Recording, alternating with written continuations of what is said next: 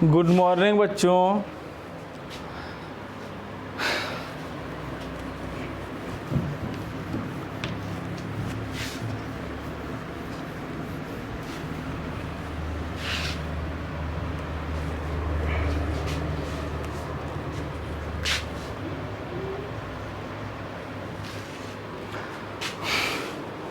देखिएगा, जितने भी हमारे मैथ्स वाले साथी हैं, मैथ्स वाले बच्चे जितने भी हैं वो, और ये क्लास जो है हमारी फर्स्ट ईयर की है, और जितने भी मैथ्स ग्रुप के लोग बच्चे हैं वो इस वीडियो को ज़रूर देखें और अपने साथियों के साथ में शेयर ज़रूर करें, क्योंकि मेरा मकसद हमेशा ये रहता है कि आप लोग तो इसका बेनिफिट उठा ही रहे हैं, और जो आपके दोस्त लोग हैं, संगी साथी लोग, वो भी इसका ज़्यादा से ज़्यादा उपयोग कर सके, ज़्यादा से ज़्यादा इसका भी प्रयोग कर सके, क्योंकि इसका ज़्यादा से ज़्यादा प्रयोग करें आपको तो फ़ायदा मिलने वाला ही है, और आपके साथियों को भी फ़ायदा मिल जाए। इससे क्या हम लोग, इससे अच्छी बात क्या हो सकती है। तो यही सब बातों को समझते हुए हम लोग चल रहे थे, हम पढ़ा रहे थे आप लोगों को,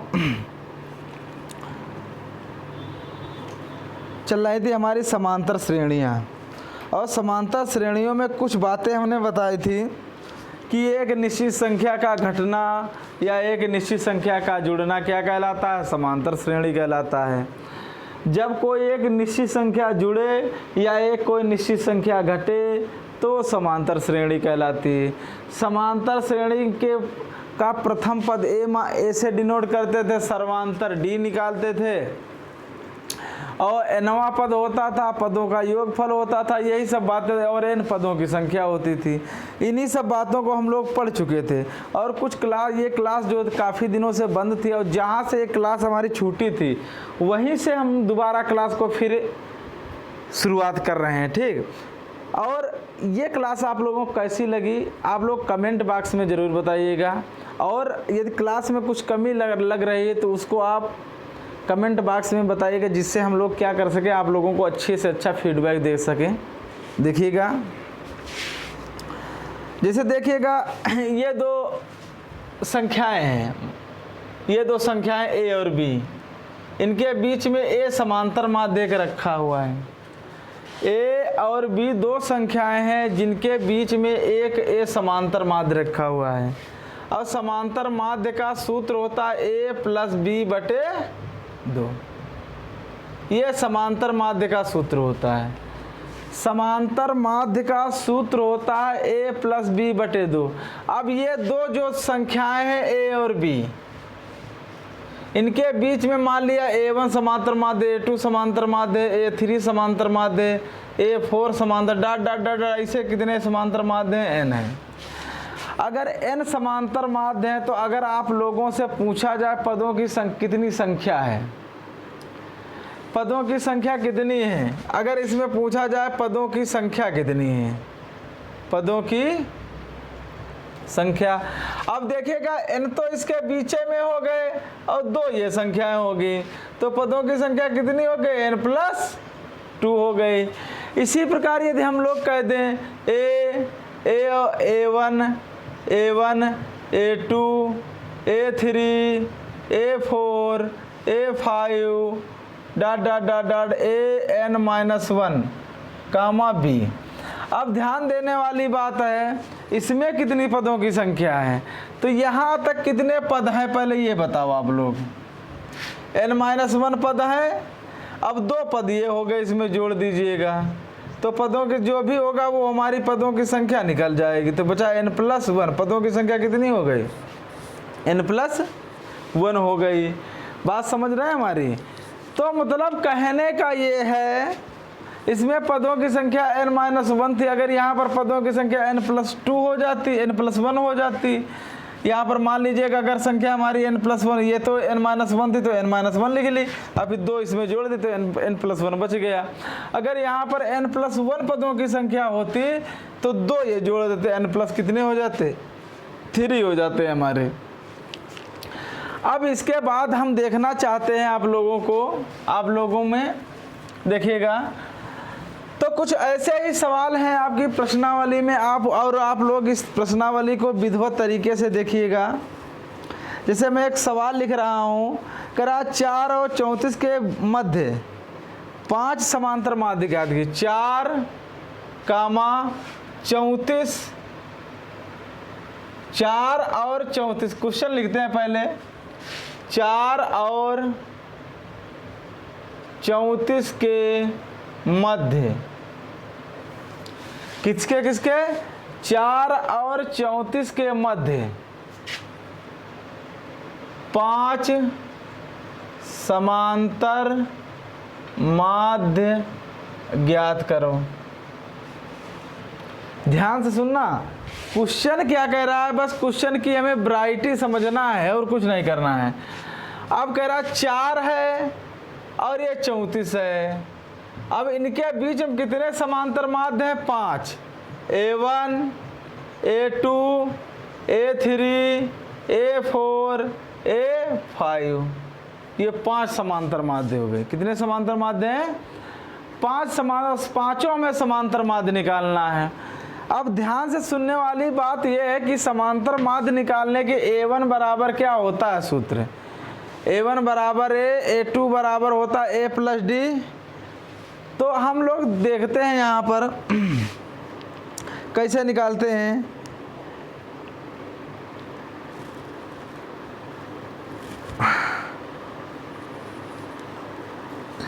अब ध्यान दीजिएगा, देखिएगा A1 A2 इनकी बात कर रहा है, निकालिएगा। तो ये A1 बराबर पहले हम समझ ले, A1 बराबर होता है A प्लस D। A2 बराबर क्या होता है? A plus 2D। A3 बराबर होता है A प्लस 3D। A4 बराबर होता है A प्लस 4D। A5 बराबर होता है A प्लस 5D। ये हमारे 5 मान हो गए। अब यहाँ पर देखिएगा A का मान कितना है? 4 और L का मान कितना है? 34 और N बराबर कितना हो गया? 5। ये मान हमारे समांतर माध्य कितने? 5 और 2 कितने हो गए? 7 हो गए कि नहीं? अब यहाँ पर अंतिम पद हमारा L दिया हुआ है, पदों की संख्या 7 है, ये प्रथम पद है। तो अब यहाँ पर देखिएगा समांतर श्रेणी का अंतिम पदों का सूत्र होता है L बराबर A plus N minus 1 into D। अब L का मान कितना है? 34 बराबर A का मान कितना है? 4 प्लस, अब यहाँ पर कितना रखते हैं? 7 में से 1 जाएगा, 6D बचेगा कि नहीं? अब इसको इधर लाएंगे तो 34 में से 4 जाएगा, 30 बचेगा और बटे में ये चीज़ आ जाएगी 6 आ जाए, 6 पंचे 30। तो D बराबर मान निकल के आ गया, कितना आ गया? 5 आ गया। जब D का मान 5 आ गया तो ध्यान दीजिएगा A का मान कितना था? 4 और 5 जोड़ना ही तो है, 9 हो गया कि नहीं? पहला। दूसरा कितना है? A का मान 4, D का मान 5 की गुणा 2 से करेंगे 10, 10 और 4 कितने हो गए? 14 हो गए। फिर यहाँ पर 5 की गुणा 3 से करेंगे 15, 15 और 4 19 हो गए। फिर इसी प्रकार हम लोग देखते हैं, यहाँ पर रखेंगे 5 यहाँ रखेंगे, 4 5 को 20, 20 और 4 24। ठीक। अब यहाँ पर रखेंगे 5 25 25 4 29। अर्थात एक बात तो समझ में आई कि हमारे समांतर माध्य कितने निकल के आ गए? 5 निकल के आ गए। A1 A2 A3 A4 कितना है? 9। अब देख लीजिएगा सही है कि नहीं। अगर इनमें अंतर सही आ रहा तब तो सही है, अन्यथा ये क्या है? गलत है। अंतर जुड़ना या घटना दीजिए। 5 जुड़ रहा, इसमें भी कितना जुड़ रहा? 5। इसमें कितना जुड़ रहा? 5। इसमें भी कितना जुड़ रहा? 5। ये आ गए। अर्थात जुड़ने की जो हमारी संख्या है वो कितनी है? 5 है। जो भी हमारी संख्याएं जुड़ रही हैं वो हमारी संख्याएं 5 जुड़ रही हैं। कितनी? 5 करके संख्याएं जुड़ रही हैं। कितनी? 5 करके ये जो हमारी जो संख्याएं हैं ये सब क्या हो रहे हैं? जुड़ रहे हैं। अर्थात ये जो हमारी संख्याएं हो गई, ये हमारा सूत्र सवाल निकलेगा। तो हमें इस तरीके से इन सवालों को क्या करना है? एक एक करके लगाना है। अब इसी प्रकार से हम लोग लेते हैं। अब ध्यान देने वाली बात है, तो लेते हैं हम लोग, जैसे कह रहा 7 और 37 के मध्य 9 समांतर माध्य ज्ञात कीजिए। अगला क्वेश्चन कह रहा है 7 और 37, 7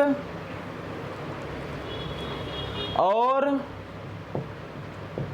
37 के मध्य 9 समांतर माध्य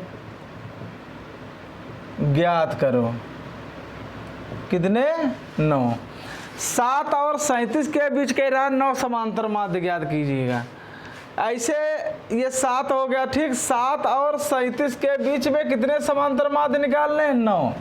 तो लिखिएगा A1, A2, A3, A4 dot A5 dot A9। यार एक बात समझ में आई हमारे कि ये कितने पद दिए हुए हैं, कितने हैं? 9 तो हैं। 9 और 2 कितने हो गए? एक सही 7, दूसरा 37। तो पदों की संख्या तो बच्चा मालूम हो गई, कितनी हो गई? 11। पदों की संख्या कितनी मालूम हो गई? 11 मालूम हो गई। और ए का मान कितना है? 7 और एल का मान है 37। ए का मान 7 है, एल का मान 37 है। ध्यान दीजिएगा, हमें फिर वही कंडीशन करते हैं। A1 बराबर A प्लस डी, A2 बराबर A प्लस 2D, A3 बराबर A प्लस 3D, A4 बराबर हो गया A प्लस 4D। इसी प्रकार dot dot dot dot A9 बराबर क्या हो जाए? A plus 9D। ये आ गया। अब यहाँ पर देखिएगा A प्लस 9D, D का मान निकालना है। D का मान कैसे निकालते हैं हम लोग? L बराबर A plus N minus 1 into D। L का मान कितना है? 37। A का मान है 7 प्लस N का मान कितना है? 11। 11 में तो 1 जाएगा 10D। इसको इधर लाएंगे 30 बचेगा, 30/10 हो जाएगा, अर्थात D का मान आ गया। D का मान आ गया 3 10 30, अर्थात D का मान हमें भैया पता चल गया। D का मान 3 आया, A का मान आया 7। तो 7 और 3 इसमें कितने हो गए? 10। इसमें रखेंगे D का मान कितना रखेंगे? यहाँ पर 2 2 3 6 6 7 13। फिर अगला पद कितना हो जाएगा? 16, फिर 19, फिर ऐसे हो जाएगा 22, फिर हो जाएगा 25, फिर हो जाएगा 28। 1 2 3 4 5 6 7 28 3 31, 31 3 34। ये हमारे पद कितने आ गए? 9 पद आ गए। कितने आ गए? 9 पद। ये हमारा जो होगा 10वां पद होगा। कितना होगा? 10वां पद 37 होगा। तो ये हमारे निकल गए। तो ये एक प्रकार के सवाल तो हमारे समझ में आ गए। तो ये हमारा एक प्रकार का सवाल था कि अगर हमें समांतर माध्य 2 संख्याएं दी हो, 2 संख्याओं के बीच में यदि हमें समांतर माध्य निकालना हो तो किस तरीके से निकालेंगे। समांतर माध्य अगर बहुत सारे दे दे तो हम बहुत सारे भी निकाल सकते हैं इस तरीके से।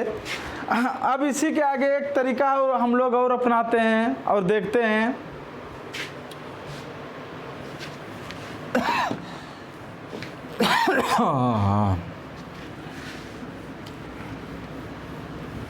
देखिएगा, आता है समांतर श्रेणी में, समांतर श्रेणी में संख्याएं ज्ञात करना। पहला कौन सा है? 3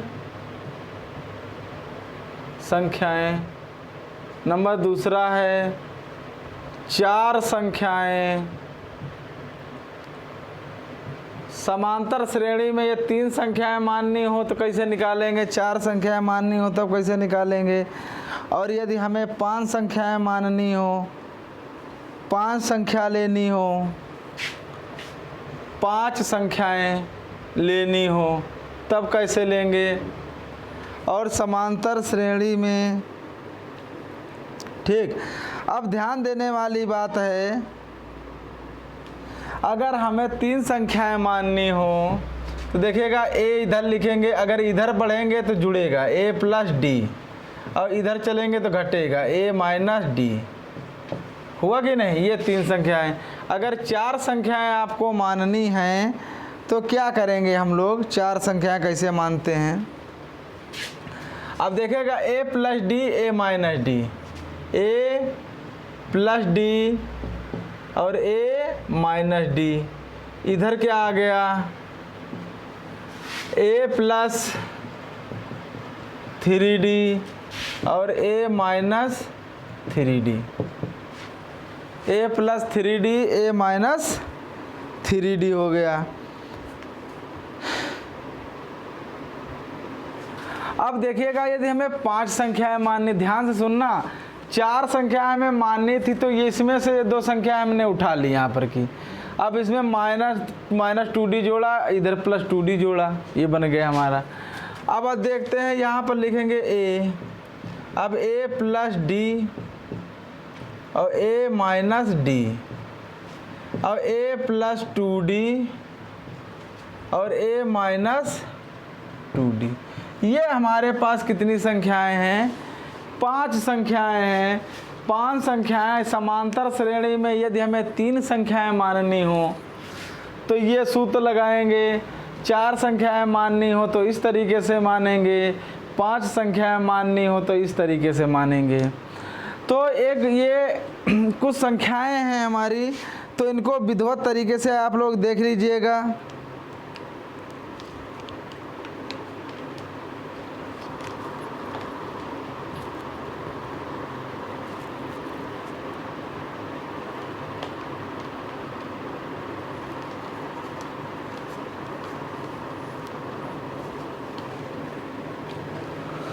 और एक चीज़ देखिएगा, 4 नंबर है, यदि समांतर श्रेणी में पदों की संख्या सम है, यदि समांतर श्रेणी में पदों की संख्या कैसी है? यदि समांतर श्रेणी में पदों की संख्या सम है, कैसी है? सम है, तो 2 मध्य पद होंगे, 2 मध्य पद होंगे। कौन कौन सा? पहला है हमारा nवां पद, पहला कौन सा है? nवां पद। दूसरा है n प्लस 1वां पद। ये 2 हमारे मध्य पद होंगे। अगला पॉइंट आता है, 5वां पॉइंट आता है हमें,